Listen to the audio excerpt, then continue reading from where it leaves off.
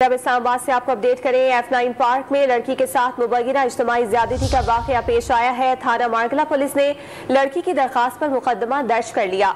ज्यादती से कबल मुलजिमान ने खातून को तशद्दुद का निशाना भी बनाया। इसी पर हम बात करेंगे डॉन न्यूज़ के नुमाइंदे शकील करार से। शकील, बताइएगा ये वाकया कब पेश आया और पुलिस अब तक क्या कर पाई है? देखिए, जुमेरात की रात 8 बजे का वाकया है कि लड़की जो एक हाउसिंग सोसाइटी में काम करती है अपने कोलीग के साथ F9 पार्क में मौजूद थी और दो अफराद आए जिनके पास असला भी था, लेकिन नौक पर प्रयास धमकाया, उस पर तशद्दुद किया और उसके बाद से बारी बारी जो है वो मुबैना को ज्यादती करते रहे। उसके बाद उसके दोस्त को उसको वहीं पर ही जो है वो धमकियां देते हुए चांद से मारने की जंगल में फरार हो गए।